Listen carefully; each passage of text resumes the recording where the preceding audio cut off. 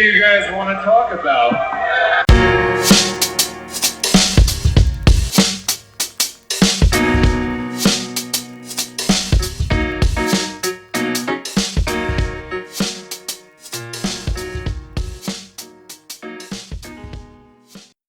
All right. Hello, all you sports fans out there in podcast land, and welcome once again to another edition of Babbling Brooks, your new favorite podcast, where I, your host Brooks, try to bring you some of today's sports news with just a little twist from my point of view. Hope everyone is having a terrific Thursday. Not a sunny day, but still looking like a nice day here in the ATL. What the hell are we talking about today? How about the Braves? One quick note on the Panthers, though, because not really any actual news. It's the first day. Like now, you can start putting franchise tags on players in the NFL. Free agency not officially going to start for, I believe, another couple weeks, going into March. And Brian Burns did tweet. Tweeting is news in some scenarios sports-wise these days, in other ways too, I guess. But Brian Burns tweeted, "Keep pounding," and a black and a blue heart, like Panther blue. So to me, that's a good sign, that either something is maybe in the process of getting done, or maybe Brian Burns is trying to get something going, trying to show, like, hey, put the pressure on the Panthers that he don't want to leave, so it's on them to try to keep him. So curious to see how that goes. But it seems like good news to me, not actual news, but good news-ish, I guess we'll call it, because not anything actual attached to the news. But when, you got your guy that's about to be a free agent, potentially, big star for the Panthers, the best player on defense, maybe the best player on the whole damn team since McCaffrey left, could be argued, even though last year wasn't up to the standards that he had set for himself in his career so far. I think a lot of that was just the overall defense. You're playing from behind. You don't have anyone consistent on the opposite side, so other teams can kind of focus on you, exclusively on the best player on the defense in Brian Burns. So we'll see how that goes. But just the fact that, he's like, hey, you got your best player tweeting out the team motto, keep pounding, with team color hearts. Seems like a potential good sign. So some positive news for the Panther fan in me. And, also positive thoughts, too, going into this Braves season. Spring training is getting underway. The players, showed up early, so they've already been there a few days, like pitchers and hitters. It's kind of neat seeing a lot of the hitters show up early, even though they didn't have to be there right away. Now pretty much everybody there. I know today is the first spring training games overall for baseball, Padres and Dodgers. But, Shohei potential would be his maybe debut, but most people are saying they do not see that happening. And he's still listed day-to-day, coming off that injury. I think his target, I read somewhere, I think ESPN, was he wants to get like 50 at-bats in spring training. So they're going to spread those out, and they're in no rush whatsoever. They just spent some big money on Shohei Ohtani, and they're going to be extra careful with that investment, So you're not going to see, I would expect, too many stars in this Padres-Dodgers game. I know Manny Machado is out. A couple other guys are day-to-day. But even, you're not going to see too much of. Maybe in that bat. But really, for the most part, it feels like this part of spring training, you're trying to figure out depth. Trying to figure out what you have depth-wise and who's going to fill those positions. Because you got a lot of guys like, Fernando Tatis Jr., obviously knows his place on the team. So guys like that, you don't really need to see what they have at this point. You want them to get them out there at some point, obviously. You want to let them start getting some reps, start seeing live pitching, in a way. It's not full-on live pitching in these exhibition games, but they're still, still it's live pitching. So they're gonna get him out there eventually, but you're not gonna be in any rush on that because you're just giving them extra opportunities to hurt themselves. Let your big guys kind of ease into some of this shit. And tomorrow there'll be a bigger batch of games, kind of, right around 3. Some of the games, of course, in Arizona. Then you got the rest of them in Florida. Before the Diamondbacks, the Marlins, and the Devil Rays, that was the only baseball that there was in Arizona and Florida. Was just in spring training. That's how I remember watching it. First couple years, I really watched sports, and then, of course, 93, you had the Marlins and the Rockies come along. A few years later, was it 96? I always get 96 or 97. The Arizona Diamondbacks and the Tampa Bay Devil Rays. Now just the Rays. And just like the NBA, Major League Baseball seems to be, within the next year or so, going to be adding 2 more teams. A lot of questions about whether that could be. Seems like Nashville is a leading city for that in the East. Maybe Portland in the West.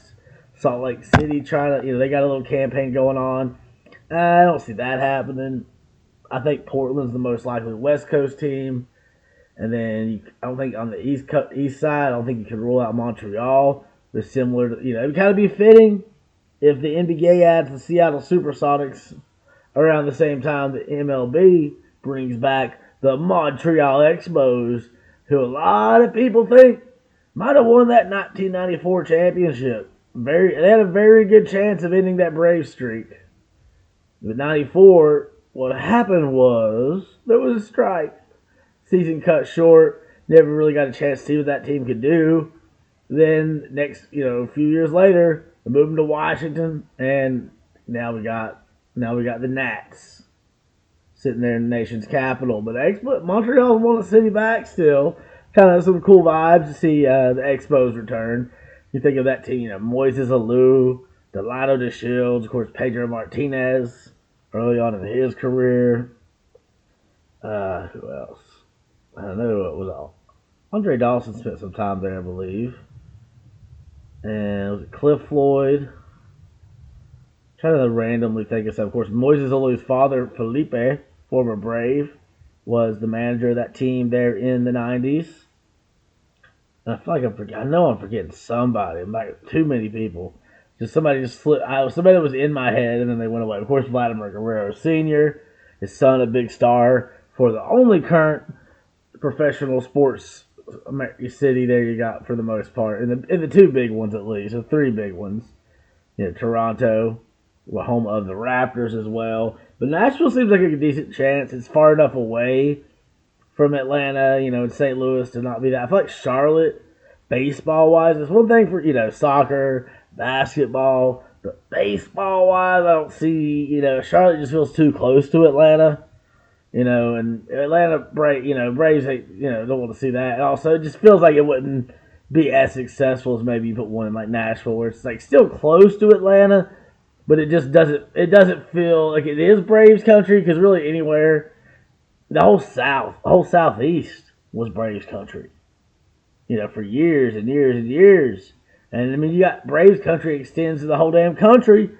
Because back in the 90s, if you grew up with TBS, which wasn't a hard thing to do, TBS was available at one point. It was a superstation. You get it with an antenna. When I was growing up, it was still called the superstation, but it was mostly, we got it through cable. Might have still been available on antenna. We didn't have an antenna. We had cable, just basic cable. We didn't get like the Disney Channel package because that was too expensive. We had to record that Disney Channel shit when you got that free preview that would come along time to time. You know what I mean? But the Braves will be in their first action 1 o'clock on a Saturday, so definitely going to try to check that out after I get off work. Not expecting a whole lot. Still going to be interesting to see what they do. I'm liking what I'm hearing out of spring training. Ronald Acuna Jr. wants to be a Brave for life, kind of hinting at the Braves that he'd like them to, maybe think about giving him, making that happen as of now.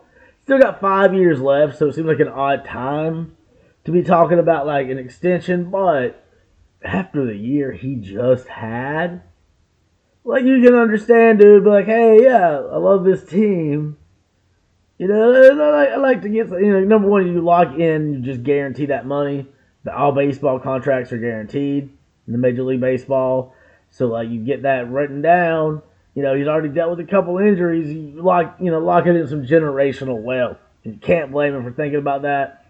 And obviously, people are like, oh no, he's going to want more money, which, at some point, to me, even before last season, but especially with last season, in the rear view, obviously he's going to ask for more money at some point. Like, you look at the contracts these other guys are getting. The Braves got a great contract for them with Ronald Acuna Jr. and a lot of guys. But they're kind of below market because you're betting on these guys wanting to play here, so it's not all about the money, making it somewhere they want to play. But problem that is, eventually, even if he's going to keep it below market, which I think Ronald Acuna Jr. is not necessarily expecting to get like the top contract, not expecting Shohei Ohtani money, that kind of thing. But you can't blame the guy for thinking about a little bit more, because he is. You would have to say, especially if he comes anywhere close to what he did last year.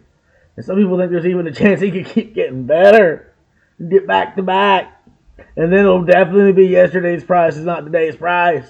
So just something to think about for the Braves. But overall, Acuna played some time. Spent I think it was about a month he played back home in Venezuela in the Winter League. So that's cool. Just showing that a lot of guys at the level he's at star wise are not playing with those Winter League games. Yeah, there's a lot of guys you'll see playing it. There'll be some veteran guys, a bunch of young guys, but not usually a guy that just came off winning an MVP and has in his mind he wants to win World Series MVP, talking about how, he didn't really perform well, only had a couple hits in that series, that terrible, dismal series where the Philadelphia Phillies sent us home early for a second consecutive year. Leaves a bad taste in this team's mouth and in the fandom's mouth, and I think they're not gonna let it happen again. I said it last year. This time I just don't think this team lets that happen. I think they're realizing, they can't take for granted that regular season success, because last year was an historic regular season. The way the Braves were producing runs, hitting the ball, just doing everything. But the pitching and, felt kind of, pitching gets better usually in the playoffs. Phillies pitcher got better. The Braves, it felt like they were lacking a little bit still, and then the offense wasn't able to respond in the way they had in the regular season. So it makes it a lot tougher on your pitching when you're not getting that supporting. Good hitting can make, any pitching look better. And that's a tough outcome, man, the way things ended. And a lot of the Braves, Spencer Strider, some of the other guys saying, hey, we feel like what we needed, like winning a World Series is what's expected here. And you like hearing that because you want to have success in the regular season, because that's part of, you got to get to the playoffs. You got to set the seeds. And, it looks like we got to figure out, if we do get a first round bye again, figure out how to respond to it better, because it seems to keep affecting us. Maybe it's not just that, though. Maybe it's just a variety of things, a variety of factors all intersecting at once. But either way, I'm excited about what this team can do. Didn't make any crazy big moves in the offseason. A few trades. Of course, the biggest move, trading Von Grissom away, getting Chris Sale from the Red Sox in return. Some ways I didn't like this. I really enjoyed watching Von Grissom, especially when he first came up a couple years ago. Just some key, clutch moments. Still, they weren't comfortable putting him in a shortstop. Ends up losing, and they put some work in with former Braves coach, now current Angels manager Ron Washington. Still, Orlando Arcia ends up, nobody expected him to do it. Ends up with a starting shortstop role and just had a hell of a season last year. Breakout season, career season, whatever you want to call it. Orlando Arcia showed he's the guy at shortstop for the Braves. So much so that, there's not any question this year of whether he's a starter. That's maybe part of the reason they trade Von Grissom. And also, if you feel confident with Orlando Arcia, which, you look at last year and you do, why wouldn't you? and you can get in return a player like Chris Sale, who hadn't been the same, since 2017, 2018. But him and others are all saying he is the first time he's been healthy since 2018. Last year, like, it really was working his way back, starting to feel a lot better, and brings a nice little edge to this team, to the starting rotation. Pitched in some big moments back, when the Sox won one a few years ago. Some other big games as well. And that's something you like. I think that's what they think about when they bring him. And Nixon, you hate to see Vaughn Grissom go. Could end up being, a starter for them, have an incredible season for the Red Sox. But it felt like more and more there wasn't really a place with the Braves. Because there was talk of putting him out there in left field, kind of splitting time with someone. And then, they made the trade for Jared Kelenic, however you say his name, from the Mariners. And you're like, okay, well, he's not going to, this guy, if we're going to give up what we gave up to get him and then pay him, once we get him, then that's someone that's not really going to be in a platoon. That's someone that you're going to want out there, not every day, most every day. So you're going to have limited at-bats for Vaughn Grissom. And there were always questions about how he would take to left field. He's an athlete, super talented, probably would have been able to do it. Could have made it work, but you don't really know sometimes in those situations. Whereas the Red Sox, you can put him right in there at second base, where he's already shown he can be adequate. And that bat is something else, and he'll probably keep developing as a defender, I would believe, as well. You give him more time out there in the field every day. And obviously, no place for him at second base. Ozzie Albies with the Braves there. I think Ozzie Albies about to have, felt like last year was kind of a quiet year from Ozzie. Coming back from the year before, having multiple injuries. I think Ozzie going to have himself a year. He had a pretty decent year once he got going. But I think this year he might start out even hotter. He get himself more in that all-star conversation. Back in it at least. And just excited to see what this team can do. I mentioned Jared Kelenic, have you said, coming from the Mariners. Kind of a disappointment with Seattle. But a lot of that, too, is just like, sometimes it's just not in the right situation. At the time, there wasn't really a lot of veteran guys on that team.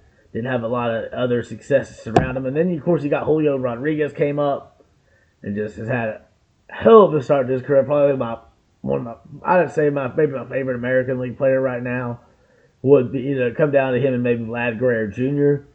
But definitely enjoy watching Julio Rodriguez. I've always had a soft spot for Seattle sports going back to the 90s, watching Sean Kemp, Gary Payton with the Seattle Supersonics, who are coming back soon, y'all.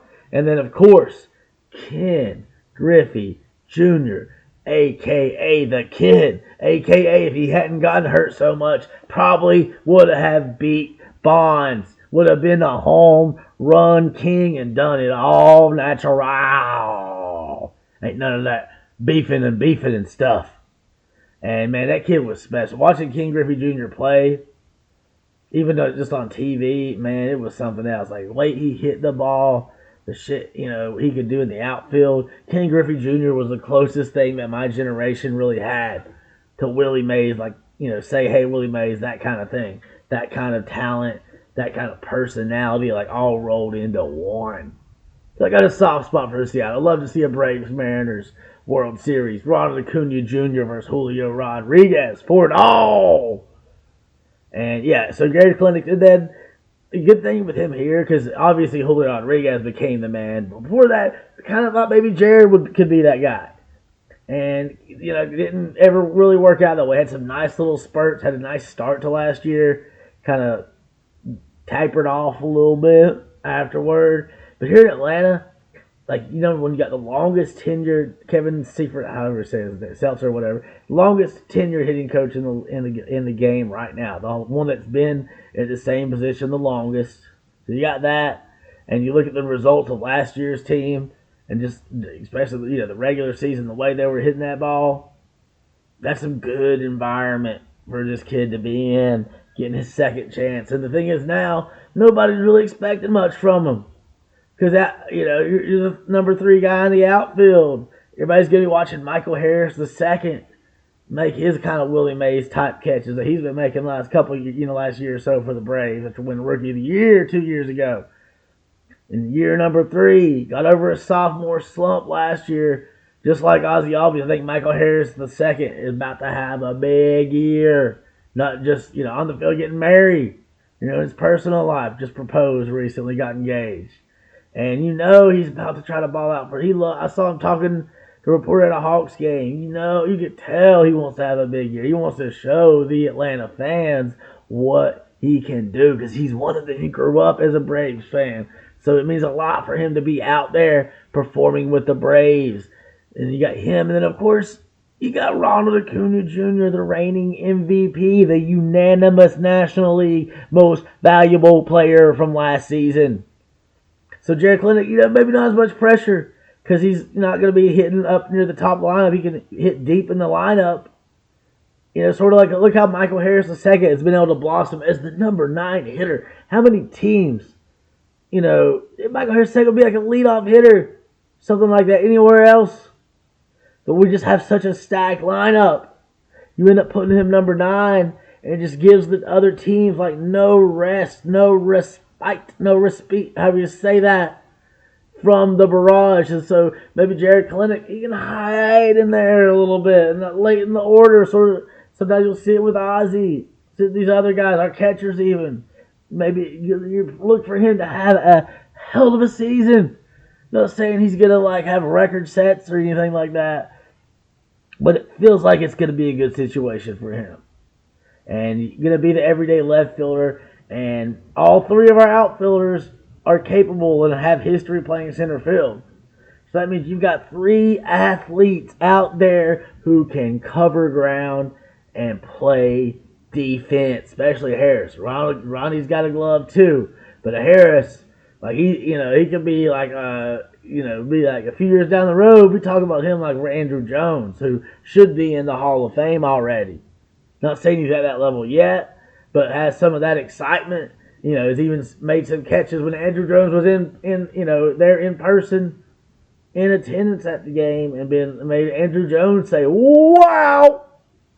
That was a Blossom reference for anyone who does not remember Blossom and how that was a big part of the culture for a minute, early 90s, where you had what's his name? I can't remember his name. You're going, "Wow! Wow!" Something like that. It's so long ago, I can't even remember if I'm getting it right. Just kind of making it up. So, and some other interesting things, too, about the Braves. How about Marcell Ozuna? A lot of people thinking he was done last year at the beginning of the season. And he said the way he hit the ball, like he's making sure we know he ain't going nowhere. Except for maybe over to first base. Exclusively DH last year, other than playing to get a little first base action in at for the sort of the inter squad games during the time off between the regular season and our playoffs beginning, while we waited on the other teams to play around with each other. So he's got a little bit of time there, and he used to play in the outfield. Easy to forget that. But that's how a lot of outfielders eventually end up at first base. Especially there was a lot of guys. I remember back when before the DH was universal, you'd have the DH was a lot of times you'd have those designated hitters that were exclusively designated hitters in the American League. And they had those interleague games playing the National League, like in the National League Park. A lot of times they'd be out one of the corners because those are the places you're moving around the league, especially first base. You're mostly just got to worry about catching the ball. And, it wasn't glowing reviews from Brian Snitker. He said he was okay. He said he was good. But you don't need a lot of, innings at first base from anyone else because Matt Olson damn near going to play every game. That's something bad happens. Knock on wood real quick. But he's gonna play most of the games. If healthy, Matt Olson will probably play every single game. There might be an occasion where he needs a day off, and this way you don't have to worry about moving Austin Riley over from third and just replacing him. If anything, you got 2 catchers. We got Travis d'Arnaud and Sean Murphy. The plan was to use one of them but DH more, but it ended up working out where Ozuna started hitting the ball so well, you didn't really want to take him out of the lineup too often. He had his slumps here and there, but overall, pretty damn good season for Marcell Ozuna. So nice to see him willing to spread out, help out a little bit. And also him getting in at first base makes Luke Williams a little more expendable. So was on the bench last year. It was easy to forget he was with the team. A lot of times, no offense to him. This is a team where the starters play damn near every game. So in his place he plays the most. He can play in the middle. I think he got some time in at second base, but first and third base is really and a little bit in the outfield is where Luke Williams was going to play the most. And he was invited to spring training. I don't see him sticking around with the big league club. Maybe they send him down to AAA. Maybe they let him go, but I don't see him, especially because they signed Luis Guillorme.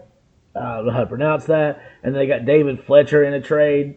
So if anybody, if they're not going to have more than two backup infielders, and Fletcher, the way he's going to get paid, I don't know if you want to send him down to AAA unless you want to try to get him some everyday time.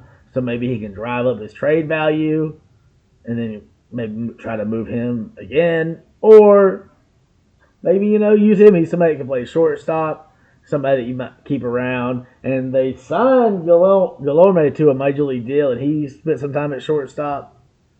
So that's probably where you're most likely to need a second option. Orlando is I feel like everybody's solid in their position in this infield, especially, but. Because there's always the chance that you're like, well, was that a fluke last year with Orlando RC? I don't think it was, but that has happened with players before where they just have one incredible year and that's it. I don't think that's what we're going to have from Orlando RC because he's shown flashes of that before, but just not at that level. I mean, he could do even better. But, you still want to have somebody because there's 162 damn games in the season. So you're going to have guys that want to play every one, but it's not always going to be feasible. And there's always going to be, the end of a blowout. You don't need to keep your guys in necessarily. And you can put it, it gives you some solid options to give some people some rest. And, it seems like the same with the outfield. Obviously, the three starters seem set. At one point, it felt like they might do a platoon in left field, but they haven't brought anybody in. Don't seem like they plan on. Seem like they're feeling pretty good about Jared Kelenic being able to hit pretty good no matter what arm the pitcher has coming at him. And, especially going to help him being deep there. The question with the outfield will be who is kind of the depth guy there. JP Martinez is a possibility. I think it's going to come down to, and for what I've read, for the most part, going to come down to Eli White and Forrest Wall. Eli White might have got more of a chance last year. I mean, maybe Forrest Wall doesn't even get called up if Eli White hadn't gotten hurt, when he did. Was hitting really well at AAA. Had some pretty decent moments filling in. I think when Harris was hurt for a second, put in some decent work. Forrest Wall is more of a stolen base threat, numbers wise. But I was, saw a couple different places. Eli White's actually a faster runner when it just comes to straight down sprint. But Forrest Wall, I liked when he came in and immediately stealing bases. Was it he came in and stole 2 bases on 2 pitches? 2 pitches, he's already on third base. So, you like having that as an option coming off your bench. Perfect world, you keep both. But you probably want to get at least, maybe one of them down there in AAA to keep getting at bats. But it seems like both of those are guys that can step up and get you some at bats here and there without needing to get them every day. Because you're obviously going to be putting in the work before the games. And Forrest Wall would be more of an option. You think of him as a pinch runner. Late in the game, maybe, Ozuna gets on. He's not as fast as he used to be. Darno is on, up to bat, and he gets on base. And you need somebody that can get from first to third or from first or second to home a little quicker. And then you got one of these two dudes. So I think they're going to kind of battle it out. It seems that most likely the Braves, you're just going to have a couple backup hitters, one in the outfield, one in the infield. Maybe 2 in the infield if it comes down to Fletcher and Guillorme. It just depends on what they do there. But at the same time, I feel like they want to focus on that pitching depth. Give yourself a lot of bullpen options. So I think maybe that was part of the problem last year. Tyler Matzik didn't pitch any last year.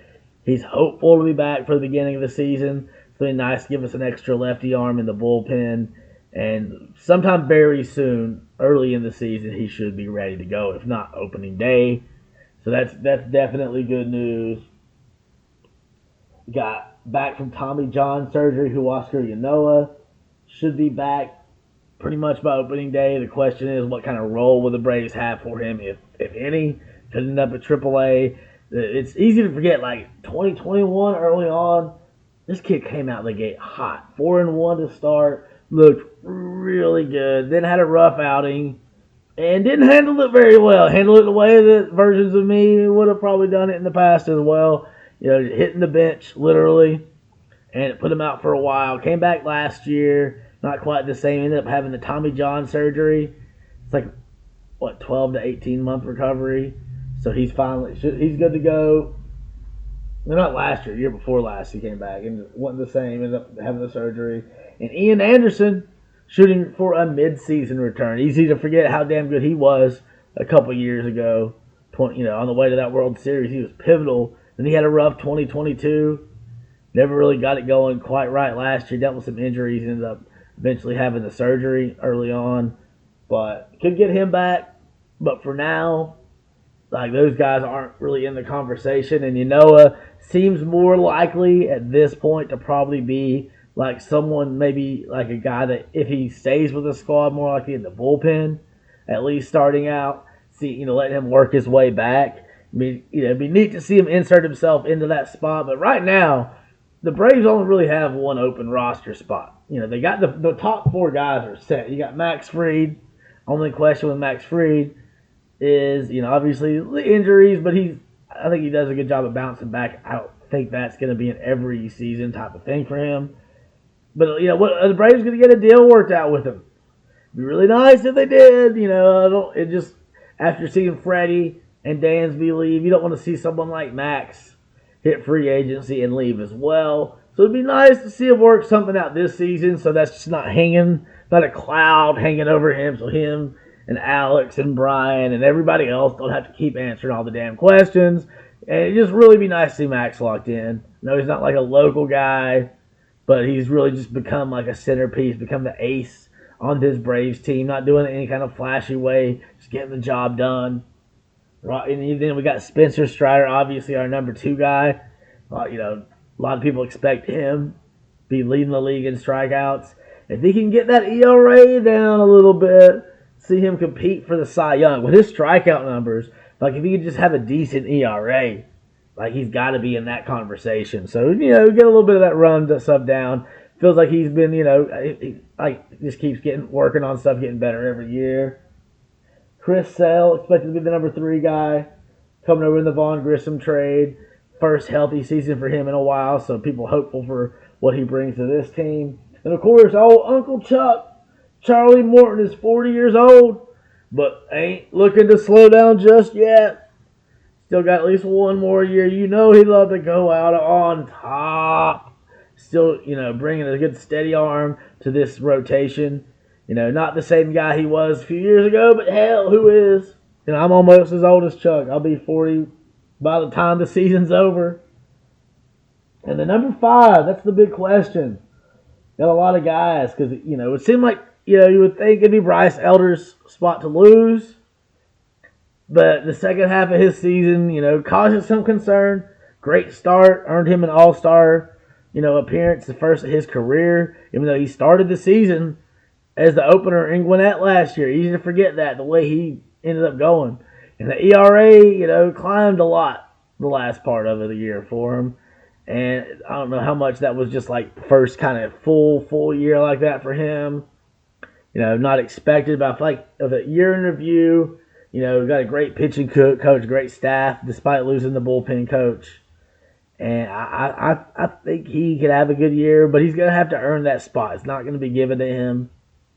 Obviously, throughout the year, the Braves, remember last year, that 5th spot, changed a lot. And there was like the 6-man rotation at times that you're going to need. But the Braves won't necessarily need to make a decision on the 5th rotation spot immediately, because the way the off days fall to start the year, seems like people are saying there's a chance they could start out with just a 4-man rotation.